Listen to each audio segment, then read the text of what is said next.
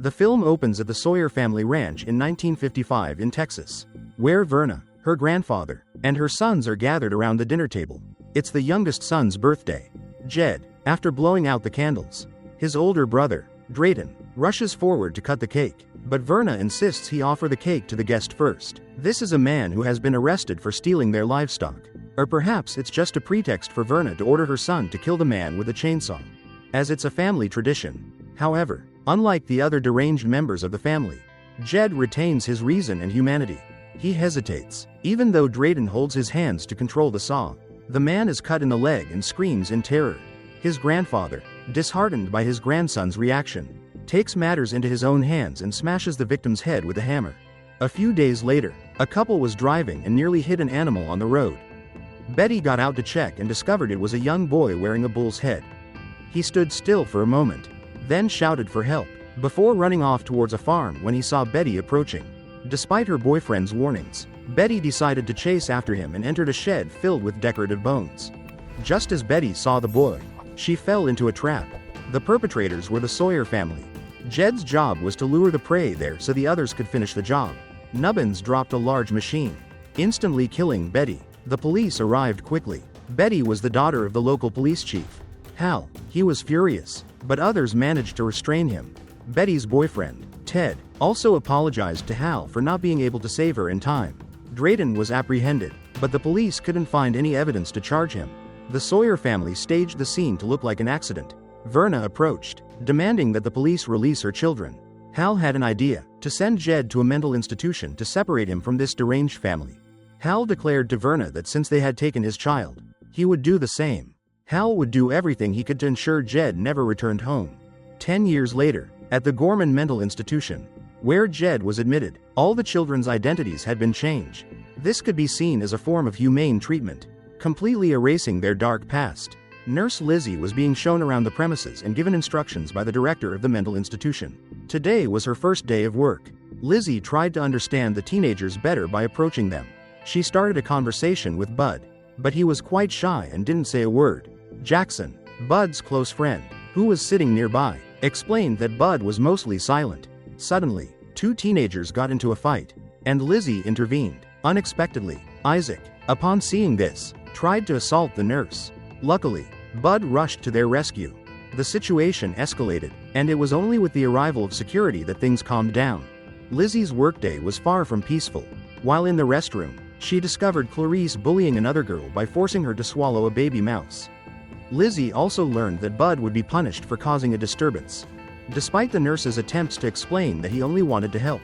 Dr. Lang said they needed to be firm with these children because their pasts were horrific.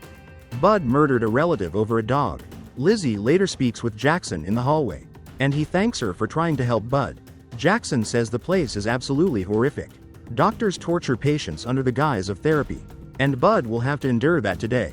The scene shifts to Verna, Jed's now wealthy mother, arriving at Gorman Psychiatric Hospital with her lawyer. They meet Dr. Lang and request to see Jed with court authorization.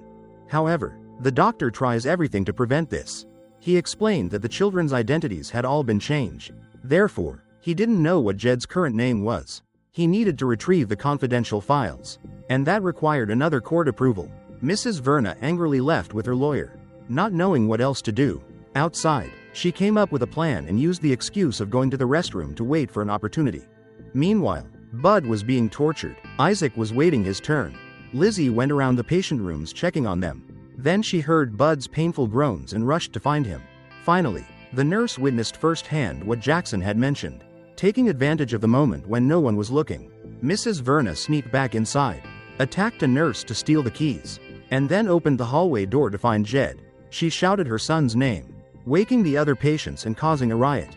Because the gates were unlocked, they swarmed out, attacking anyone they encountered who was a hospital employee without hesitation. Those at Bud's place heard the commotion and came out to investigate. He seized the opportunity, broke free from the chair handles, escaped the restraints, and launched an attack. With his superior strength and uncontrollable rage, Bud killed them all with his bare hands and then untied Isaac. Mrs. Verna was also found and immediately expelled from the hospital by Dr. Lang. The violence was escalating, and he called the police for assistance. However, just as he hung up, Bud arrived. Dr. Lang tried to calm Bud down, but it was useless. He ended up testing the hardness of his head against a pane of glass. Meanwhile, Lizzie was hiding with another female colleague when she was attacked. She didn't know what to do, just screamed and froze. Luckily, Jackson arrived to rescue her and pulled her outside. The two encounter Isaac and Clarice, who are preparing to escape, and Lizzie is taken hostage. The last to join the escape is Bud. Isaac's plan is to flee to Mexico, and while he's there, visit his mother in Austin. The police are now at the Gorman Psychiatric Hospital. They are urgently compiling a list of escaped patients and cordoning off the entire area. Sheriff Hal believes Jed is among the escapees. He once again reminds his subordinates of the danger posed by these psychopaths, warning them to use gunfire if necessary to subdue them. Meanwhile, the 5 teenagers change their clothes and continue their journey. Stopping at a roadside diner, Isaac and Clarice aim to steal a customer's gun. They annoy the waiter, who kicks them out. Isaac takes advantage of the situation to cause a disturbance, allowing Clarice to successfully steal the gun and commit a massacre. The waiter was even shot in the head by Isaac while fighting back. One man managed to hit Bud with a bullet, but they all escaped. The police were still a step too late. They questioned the sole survivor, identifying the car the group of 5 teenagers had left in. Meanwhile, these teenagers found a mobile home in the woods, abandoning the car to walk. Luckily, no one was inside, only a skeleton. Lizzie bandaged Bud's wounds, and they all decided to stay there to rest until morning. At night, while everyone was asleep, the nurse sneaked out to escape. Unexpectedly, she was discovered by Isaac. Just as he was about to do something, Jackson appeared just in time to save Lizzie. The 2 teenagers lunged at each other and were only separated when Clarice arrived with a gun. Bud followed closely behind and was blamed by Isaac for falling asleep on guard duty, giving Lizzie a chance to escape. Isaac also hurled insults at him, unaware that his own time was being significantly shortened. When they all returned to the mobile home, Isaac turned off to relieve himself. Bud, unable to control his anger at Isaac's harsh words, secretly followed him and launched a surprise attack. He dragged Isaac to a rock, slammed his head down, and then smashed his skull to pieces. The others, unaware of what was happening, slept until morning. Clarice, unable to find her boyfriend, woke Jackson and Lizzie, telling them to search for him. They went outside and, after a while, found Bud lying on the ground, his wounds from the previous day. Beside him lay Isaac's body. As for Clarice, she was found and apprehended by Deputy Sheriff Sorrells, who shouted to alert the others. Sheriff Hal arrived and tried to find out where Jed was. Clarice said she was only with Isaac. Hal told everyone to continue searching the forest while he guarded and interrogated Clarice. He tortured her, allowing her to escape freely. Then he shot her in the leg. Jackson, Lizzie, and Bud hid nearby and witnessed everything. Lizzie wanted to run to the police, but Jackson stopped her, saying Hal was a troublemaker who preyed on children and wasn't a good person at all. Hal dragged Clarice to the house, believing they were all hiding inside. Clarice mocked him. She mentioned his unfortunate daughter who was murdered by the Sawyer family. She was then shot in the head. Hal then ordered his subordinates to fire at the house. After a burst of gunfire, Sorrells entered to investigate but found no one. The 3 young people, hearing the approaching police dogs, quickly fled. They found the heavily decomposed carcass of a cow and came up with the idea of hiding inside. The plan succeeded in fooling both the police and the police dogs. The 3 continued wandering, and this time, Lizzie, taking advantage of a moment when Jackson wasn't restraining her, shouted for help from a nearby police officer. Bud tried to stop him from alerting the others and attacked, but was unexpectedly hit by a fatal bullet to the head. Jackson, witnessing the death of his best friend, became enraged and killed the officer as well. Lizzie steals the car to leave, and Jackson quickly jumps in. He blames Lizzie for Bud's death. Then they realize Hal is chasing them closely. He continuously fires shots ahead, forcing Lizzie to floor the gas pedal to escape and save her life. At that moment, Jackson is hit by a bullet, although still alive. His mouth is ripped open. Lizzie suffers the same fate, and the car overturns. She wakes up after the accident, finding herself trapped in a police car. A voice comes from the radio. It's Deputy Sheriff Sorrells. Lizzie uses it to call for help, revealing that she's at an old farm.